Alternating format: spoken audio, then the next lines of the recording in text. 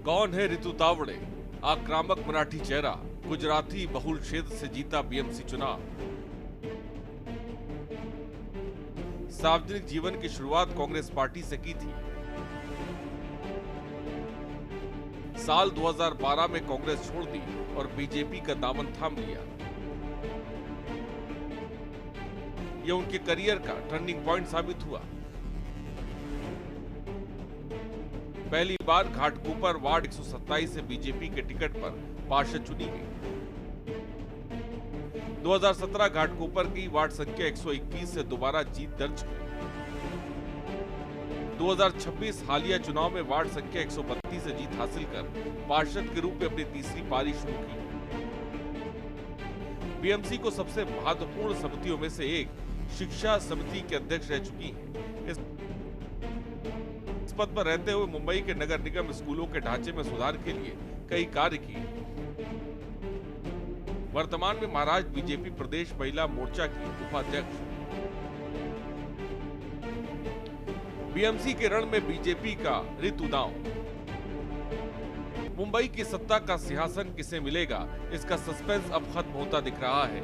BJP ने घाटकोपर के वरिष्ठ नेता और अनुभवी पार्षद रितु तावड़े पर भरोसा जताते हुए उन्हें मेयर पद पर उम्मीदवार बनाया है। बीजेपी नेता अमित साटम ने आधिकारिक तौर पर उनके नाम का ऐलान किया, जिसके बाद पार्टी कार्यकर्ताओं में जश्न का माहौल है। अमित साटम के मुताबिक शीर्ष नेतृत्व के रितु तावड़े के अनुभव और प्रशासनिक पकड़ को देखते हुए ये फैसला लिया गया। तावड़े न केवल 3 बार की पार्षद है, बल्कि बीएमसी की महत्वपूर्ण शिक्षा समिति के अध्यक्ष भी रह चुकी हैं। आपको बता दें, रितु तावड़े खुद मराठा समुदाय से आती हैं, लेकिन उन्होंने अब तक गुजराती बहुल क्षेत्र के बड़े अंतर से चुनाव जीते हैं। भाजपा उनके एक आक्रामक मराठी चेहरे के रूप में देखती है, जो मराठी और गुजराती दोनों मतदाताओं को जोड़ने में सक्षम है।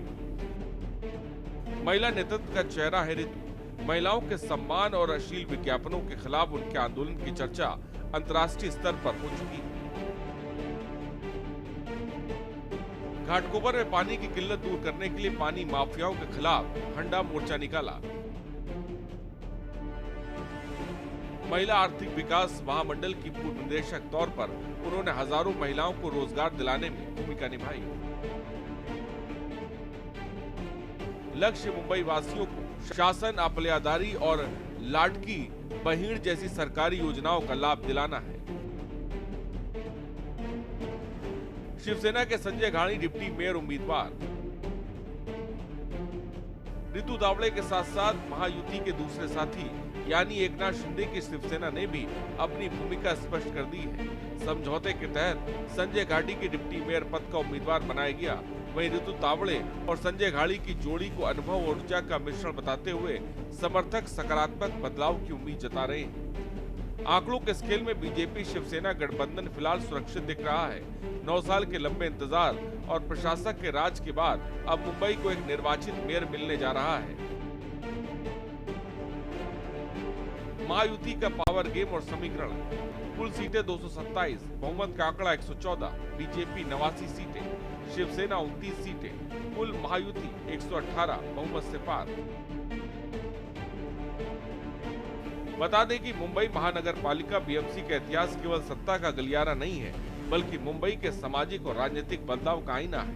1873 में अपनी स्थापना से लेकर आज तक बीएमसी ने कई ऐतिहासिक दौर देखे। बीएमसी स्थापना और मेयर पद का सृजन। बीएमसी की स्थापना 1873 में हुई थी, लेकिन अब इस पद को प्रेसिडेंट कहा जाता है। फिरोज शाह मेहता, जिन्हें बॉम्बे नगर निगम का जनक कहा जाता है, इसके शुरुआती अध्यक्षों में से एक थे। 1931 में प्रेसिडेंट का पद नाम बदलकर आधिकारिक तौर पर महापौर कर दिया गया।